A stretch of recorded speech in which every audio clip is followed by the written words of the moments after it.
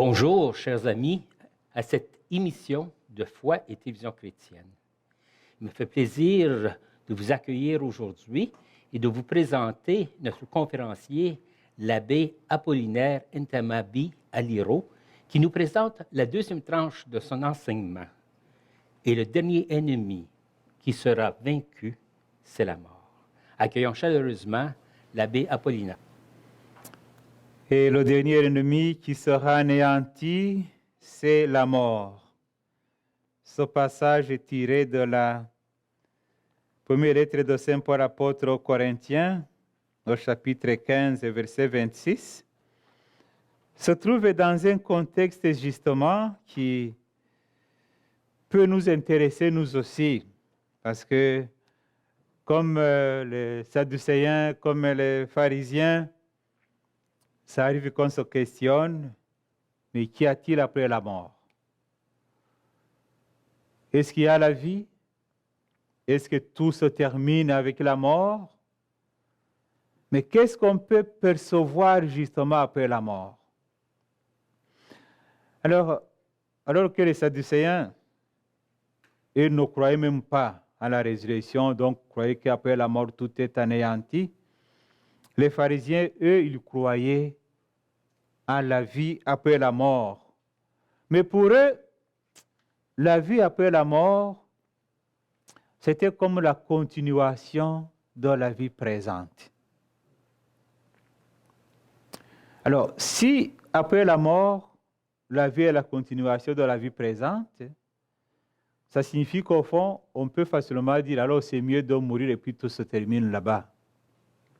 Parce que si maintenant tu as des maladies, des souffrances, des infirmités, et qu'après la mort, c'est ce qui va continuer, alors l'éternité, ça sera une souffrance atroce. Alors c'est pour cela que Jésus, devant cette question,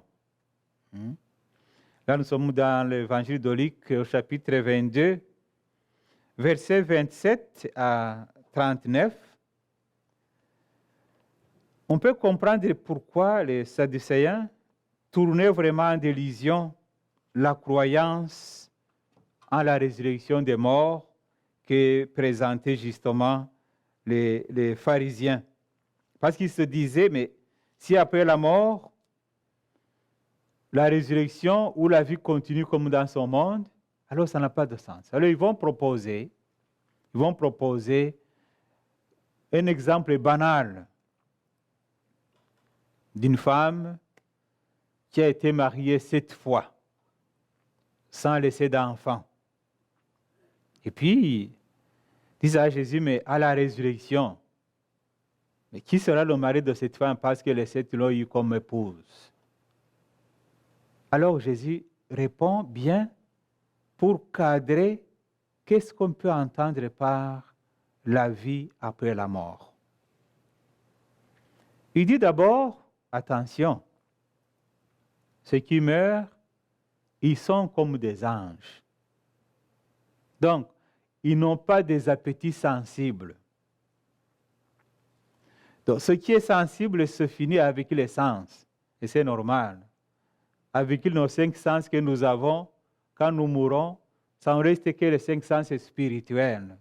Les sens matériels finissent avec ce monde. Mais vous pouvez le constater aussi, moi je fais des messes de résidence, parfois tu vas trouver une personne d'un certain âge, et peut te dire, moi je n'entends plus, moi quand je mange ça n'a pas de goût, moi je ne vois plus rien, moi quand je marche je ne sens rien. Donc c'est comme si déjà plus on s'approche de la mort, plus ces sens sensibles diminuent.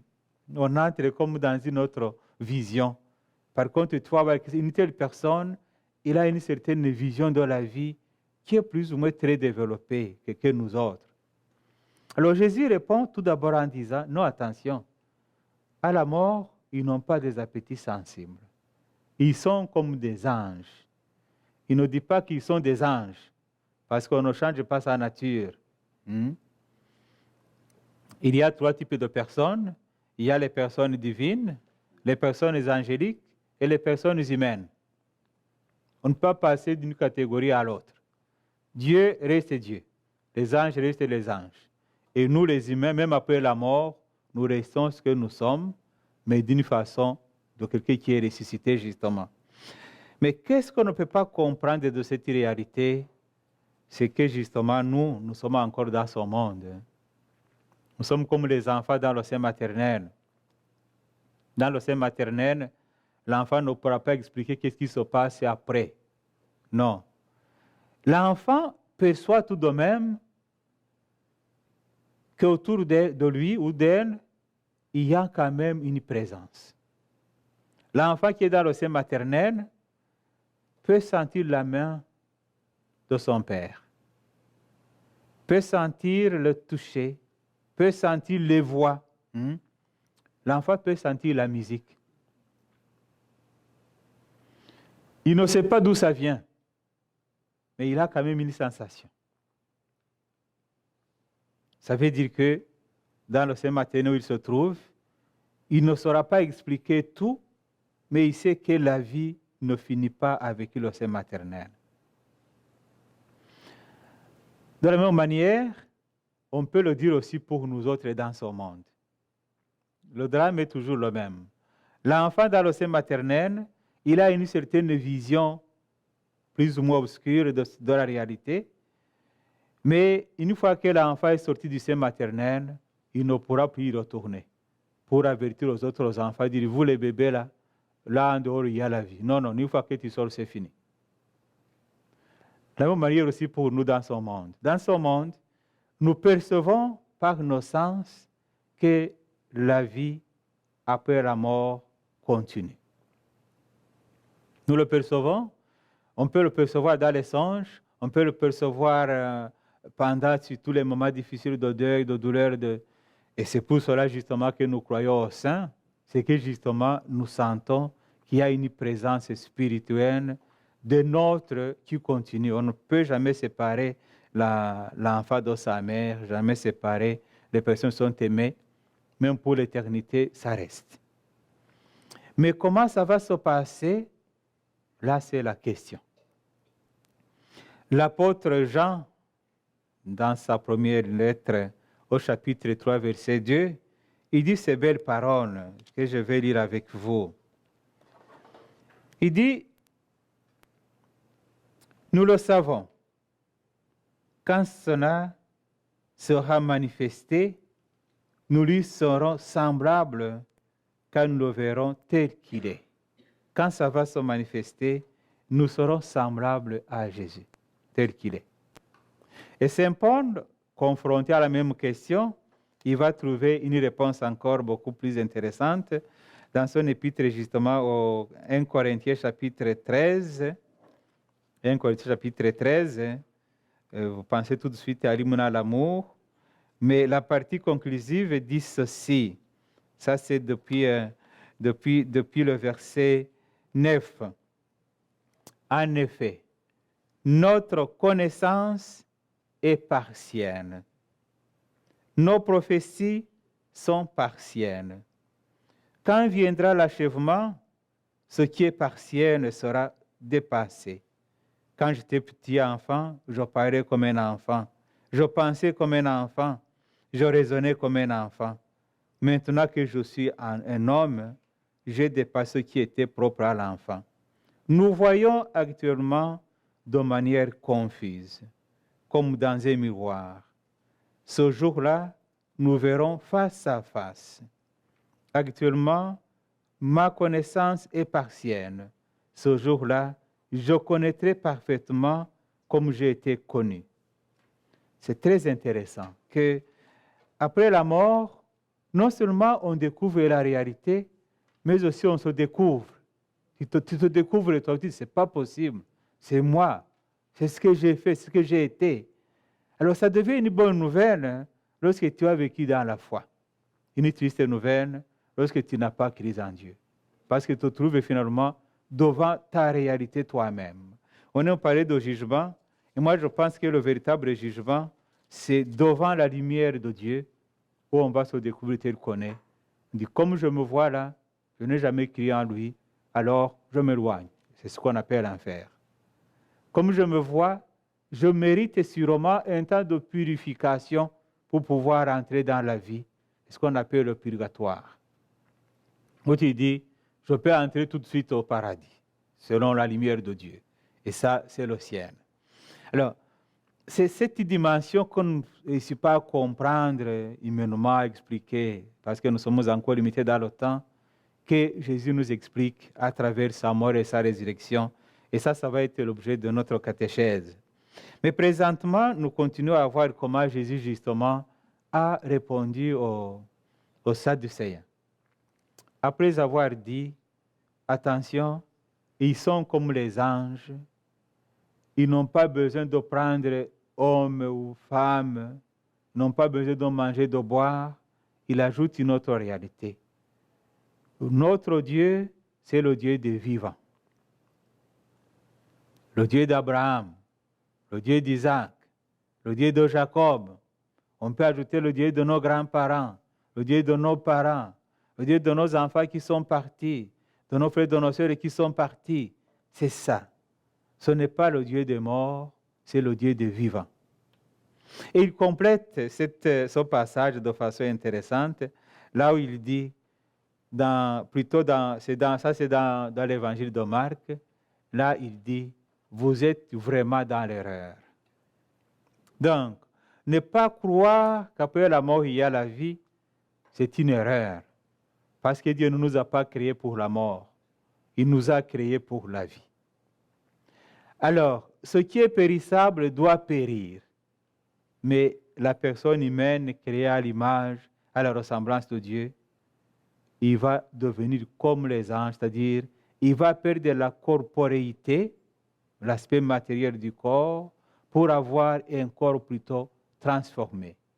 Et c'est l'apôtre Paul qui explique justement le comment de ce corps transformé, et nous allons continuer après la pause.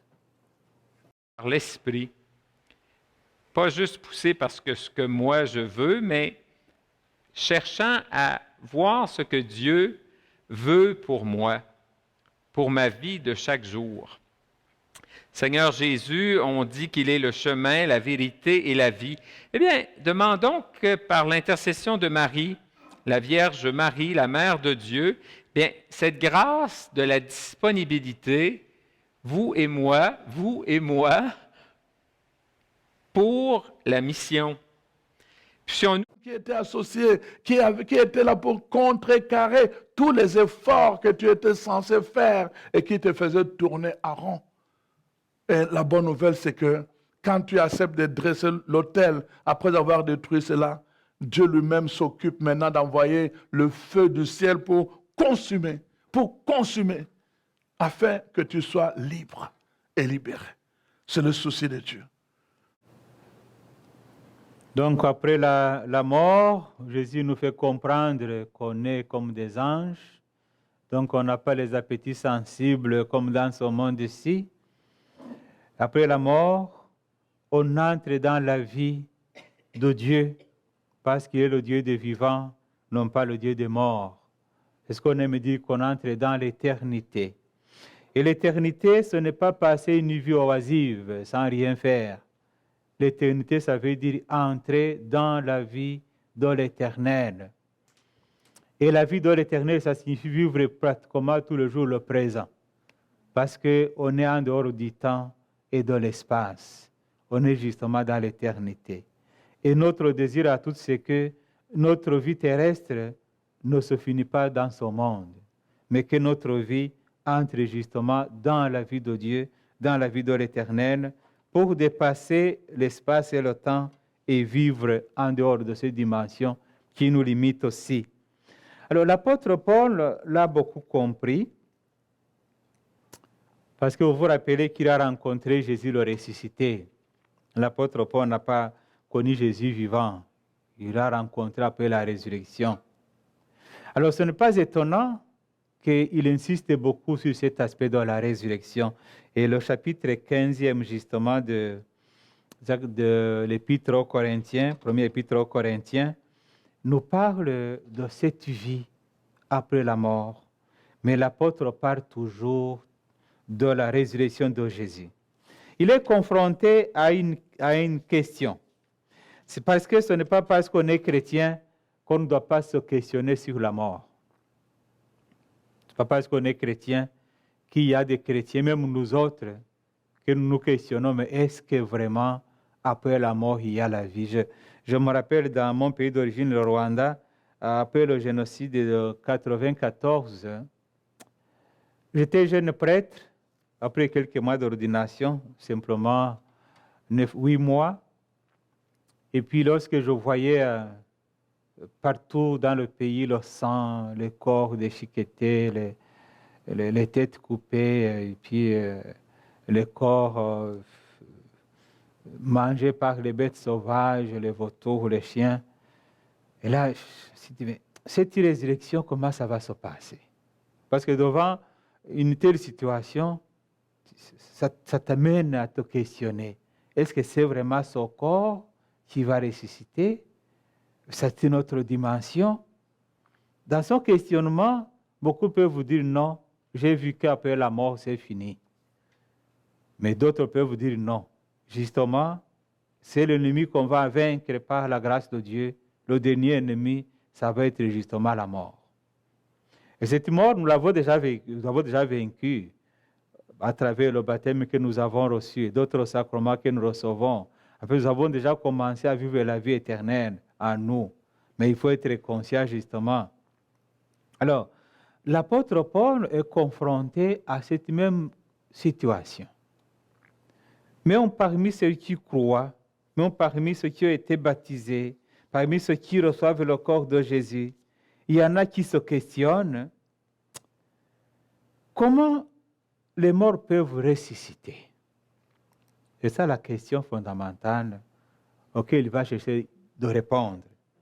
Alors pour y répondre, il parle de son expérience personnelle. C'est très intéressant que devant le mystère de la souffrance, devant le mystère de la mort, notre référence soit toujours la résurrection de Jésus. Très important. Parce que ce chapitre 15 commence ainsi. Rappelez-vous la bonne nouvelle que je vous ai annoncée. Cet évangile, vous l'avez reçu. C'est en lui que vous tenez bon. C'est par lui que vous serez sauvés si vous le gardez, tel que je vous l'ai annoncé. Autrement, c'est pour rien que vous êtes devenus croyants. Très intéressant. Si tu ne crois pas à la résurrection de Jésus, au fond, tu n'es pas chrétien. Tu as été baptisé, certes. Tu es dans les livres des registres des paroisses. Mais tu n'es pas encore chrétien. Parce que le chrétien, c'est celui qui croit que Jésus s'est incarné, il a pris chair de notre chair, il est né de la Vierge Marie, qu'il est mort, qu'il est descendu aux enfers, donc il a été enterré vraiment, mais que le troisième jour, il est ressuscité. Alors, celui qui ne croit pas à cette résurrection, il peut être une bonne personne, mais il n'est pas chrétien. Il n'est pas encore rendu à ce point. Donc, c'est par cet évangile-là que nous sommes sauvés. Alors, lorsque on est confronté devant la situation de la mort, de la souffrance, des situations difficiles, notre solution devrait se dire non, Jésus est vraiment ressuscité. Et dans ce chapitre, Saint Paul dit, si Jésus n'est pas ressuscité, nous sommes les plus misérables. Parce que nous aurons crié aux fables, parce que nous aurons crié aux choses qui n'ont pas de sens, parce que nous avons été baptisés dans la mort, celui qui n'est pas mort et qui n'est pas ressuscité. Donc, nous serions vraiment les plus misérables. Mais il nous dit, non, le Christ est ressuscité. Il est le premier-né parmi les vivants. Il est le premier sorti des morts. Alors, s'il est ressuscité, il y a beaucoup de conséquences. La première conséquence, c'est que le mystère de la mort est percé. Ce mystère qui faisait peur aux anciens, qui devraient faire des sacrifices pour apaiser les morts, non. Ce mystère est percé. Mourir en Jésus, c'est entrer dans la vie. Ça, c'est la première conséquence. Et ça devient vraiment une bonne nouvelle. Bonne nouvelle parce que la mort qui était comme la fin de tout devient finalement une porte qui nous fait entrer dans le vrai mystère. dans la véritable vie, la vie en Dieu et la vie avec Dieu. Deuxième conséquence, c'est que notre vie aussi doit changer. Si je crois que Jésus est ressuscité et que moi-même, ma vie a une orientation de résurrection, je ne peux pas vivre seulement attaché ou plongé dans le matériel. Le matériel va devenir tout simplement un moyen, mais pas la fin en soi. Alors je saurai comment utiliser l'argent, comment utiliser les choses matérielles, comment utiliser l'emploi, comment utiliser mon temps, tout en sachant qu'il faut que je l'oriente vers la résurrection. Ça change tout. Ça change même ma vision du monde. Quand je vais regarder une personne, je vais dire, toi aussi tu es appelé à la résurrection. Toi aussi tu es appelé à la résurrection. Alors une telle vision fait que nous devenons des frères et des sœurs parce que nous sommes des pèlerins. Des pèlerins. Nous sommes dans une même voie. Nous cheminons vers l'éternité. Alors dans chaque personne, je vais découvrir la vie, même après la mort. Et je vais comprendre que cette vie ne commence pas avec la naissance. Non, cette vie commence avec le premier contact du père et de la mère. Lorsque les œufs se sont rencontrés, la vie commence ce jour-là. Et je vais comprendre aussi que je n'ai pas droit à traiter ma vie comme je veux. C'est un don de Dieu. Je suis le temple de l'Esprit Saint. Alors, respectant ma vie, je respecte aussi la vie de l'autre. Parce que je sais que l'autre est appelé à la résurrection comme moi. L'autre fois, nous avons découvert que les Sadducéens, ce sont eux qui ont mis Jésus à mort parce qu'ils ne croyaient pas justement à la résurrection. Des lois qui penchent vers la mort, ce sont des lois qui découlent justement de cette vision qu'après la mort, il n'y a rien. Ainsi, par exemple, l'avortement. Parce que tu crois que dans ce fœtus, il n'y a rien. L'euthanasie, parce que tu crois que dans cette personne qui a un certain âge, il n'y a plus rien. Donc, je peux l'euthanasier comme je veux. Je peux même demander ma mort. C'est un suicide. On va dire assister. Donc, voyez-vous, je pense que nous penchons vers ces lois de la mort parce qu'on a perdu le sens de la résurrection et on a perdu le sens de la vie. Et lorsqu'on perd le sens de la vie, on perd aussi le sens de l'amour. Et là, il n'y a pas d'amour, la mort règne. Alors, Saint Paul nous rappelle justement que si nous, moi et toi, nous ne sommes pas là pour croire que Jésus est ressuscité, alors la vie ne vaut même pas la peine. Beaucoup se suicident justement parce qu'il dit, j'ai tout eu, mais je n'ai pas la joie, donc je peux mettre fin à ma vie. Ça n'a pas de sens. Parce que justement, on a perdu le sens de la résurrection. Donc, si Jésus n'est pas ressuscité, notre vie n'a pas de sens non plus.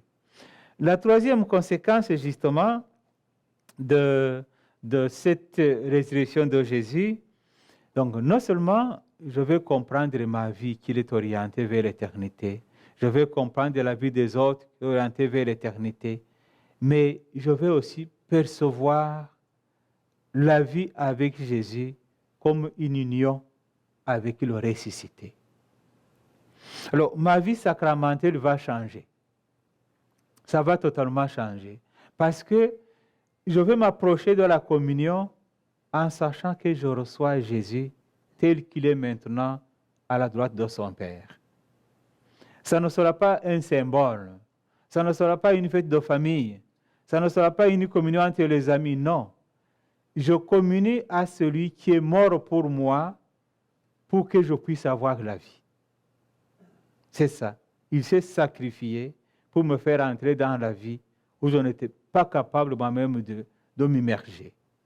Alors c'est par sa mort que nous avons la vie, et lorsque je le communie, je sais que j'entre dans la communion avec lui. Mais comme disait saint Augustin, on ne peut pas communier à Jésus si on refuse de communier à son frère ou à sa sœur. Donc, je fais la communion au corps de Jésus, mais je continue à communier aussi à mon frère et à ma sœur. Alors, je donne l'amour partout où je passe, parce que je me rends compte qu'il s'est donné pour moi parce qu'il m'aimait, et moi je peux me donner pour les autres parce que je dois transmettre cet amour. Alors, ça ne devient pas une obligation, même la vie morale. Ça, c'est justement l'autre conséquence. Ça ne devient pas une obligation, la vie morale. On ne fait pas des choses parce qu'on est obligé. On fait des choses parce que Jésus est ressuscité, parce que Jésus m'aime, parce qu'il est mort et ressuscité pour moi. Et c'est pour cela que je peux aussi me faire du bien, me donner aux autres, m'adonner aux autres, parce que je sais justement que c'est Jésus qui est ressuscité et vivant avec moi. Alors, nous rendons grâce à Dieu pour la résurrection de Jésus, parce que ça donne une grande lumière à notre vie dans ce monde, mais ça change aussi notre conception de la mort. Parce que la mort, ça ne devient plus comme quelque chose que je dois avoir peur. On peut avoir peur de la souffrance avant la mort, mais quand la mort se présente, moi, j'entre dans la vie. Des marguerites, qu'est-ce que vous faites?